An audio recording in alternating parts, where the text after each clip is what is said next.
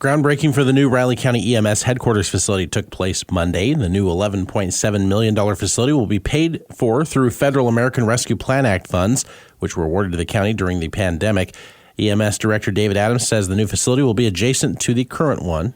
It is right across the street to the west. We're taking over most of the parking lot and then the grass south of the FCRC, the old Wharton Manor. Adams says the project is nearly 3 decades in the making and will take about 14 months to complete. So we're hoping July of 2025 is when it should be completed. Now, the project will be done in 2 phases, with the new facility built first, followed by the renovation of the current space into office space and a new emergency operations center for Riley County Fire District Number 1 and emergency management.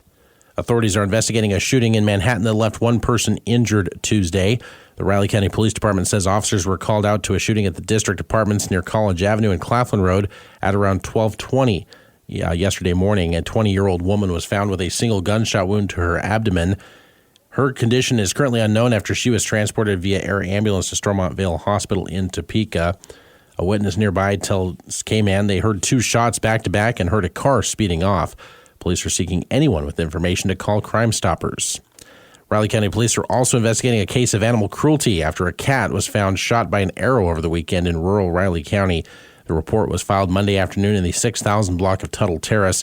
Police say staff from the K-State College of Veterinary Medicine reported to officers that the cat was brought in Saturday evening at around 9 o'clock.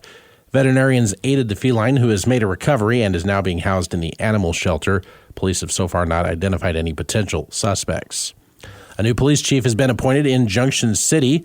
According to a Tuesday news release from the city manager's office, Kurt Nichols has assumed that role effective immediately.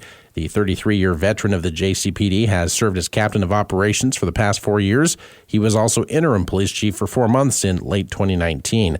The city has also recreated the position of assistant police chief, appointing Corey Odell to that role. Odell's been with the department since 2009 and most recently served as a captain on the force since 2021. The shakeup comes amid the recent departure of former Chief John Lamb earlier this month. The city has been mum on his departure, but says that it engaged a third party to interview employees and review information to determine if city policy had been violated during his tenure. Following the reopening of the Cavalry Museum last June, Fort Riley is expected to reopen the 1st Infantry Division Museum this Friday. The museum closed down in 2018 for renovations, and after years of planning and setbacks due to COVID and supply chain shortages, the museum will officially now reopen. Dr. Bob Smith is the director of museums on Fort Riley. And also, we're going to give folks a look at one of my favorite little exhibits, which is you're in the Army now, and it's a World War II barracks, and it's set up for inspection. Dr. Smith says that's not the only new thing people will see when they come out. As you walk in the gallery, it has a demographic panel concerning the soldier of that time period. So how tall, how educated were they, what was the racial mix for those soldiers, etc. And so soldiers that can come in, veterans from, say, the Vietnam era, can come in and say, hey, I identify with that. Local World War II veteran Jim Sharp is also immortalized in the newly renovated museum. The 100-year-old Sharp is expected to be in attendance for the 3 o'clock ribbon cutting on Friday. It's been 2 years since local and state officials announced the Scorpius biomanufacturing facility to be constructed east of Manhattan on Highway 24 and XL Road, with still no signs of any project moving forward. Pottawatomie County Economic Development Corporation Executive Director Shanna Goodman says local officials met with Scorpius leadership earlier this month to review the project's current status. The executive team came to town last week, met with the Greater Manhattan Economic Partnership Group. They remain committed to the project. The project might look a little bit different from the original, but they are working within a timeline of finalizing some things, and the state is still in conversation with them. The project was announced initially as a $650 million investment with a 500,000 square foot space to be constructed, but has since been scaled back to likely be more of a campus-style development. The company has said very little publicly since the April 2022 announcement, and Goodman says local officials pressed Scorpius leadership to maintain a line of communication to help re-energize the public. How it's been phrased is, as long as the state is at the table, we're also going to be at the table, but it was made pretty clear of, the timelines that need to be met, just some of the things that need to take place. Goodman says Scorpius has not received any local incentives for the project. Cole Parsons of Manhattan has been named a National Merit Scholar. The National Merit Scholar Corporation announced Tuesday that Parsons, a senior at Manhattan High School, won the National Merit Ascension Scholarship, sponsored by Ascension, and his 4 children of the Health Systems Associates. Parsons' probable field of study is mechanical engineering. He was one of 3 Manhattan High School students named semifinalists in September.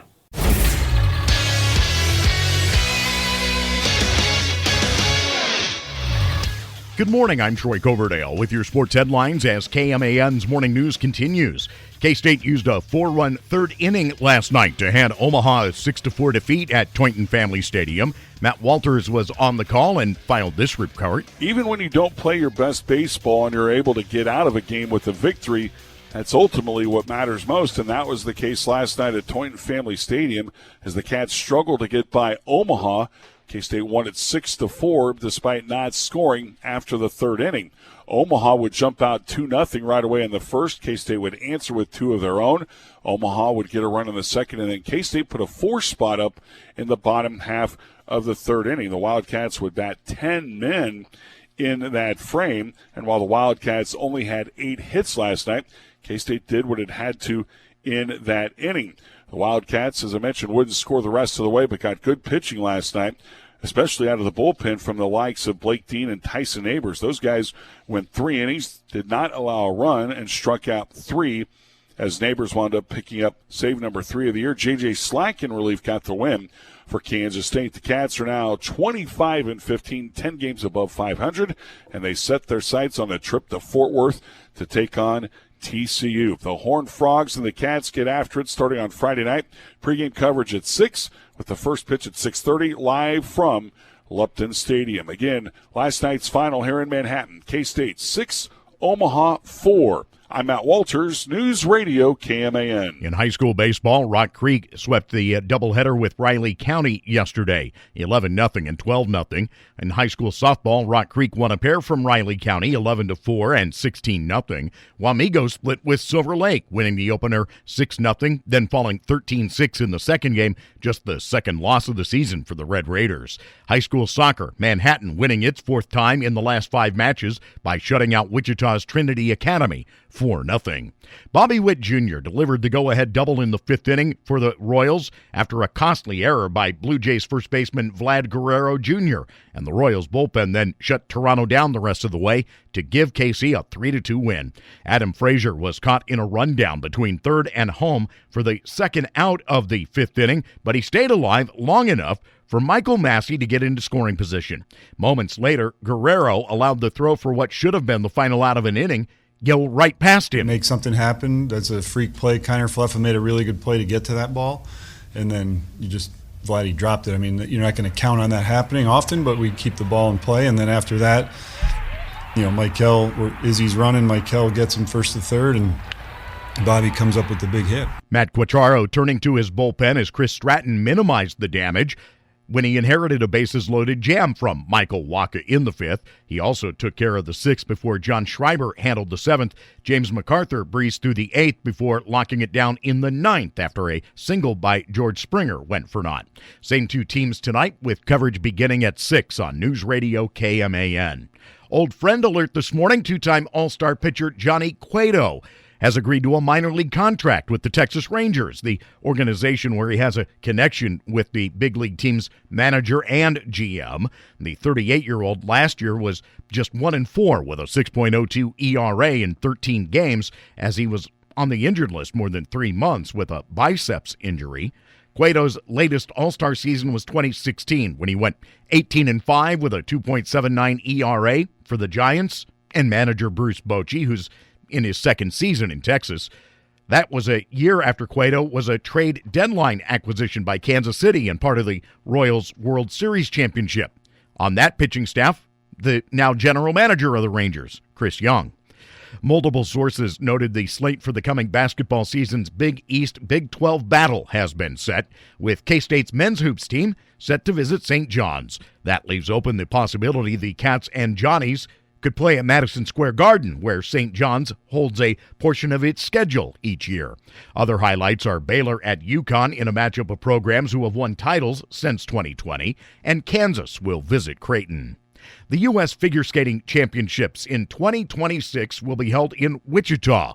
It's an event that should provide a preview of the American team that will contest that year's Winter Olympics in Italy.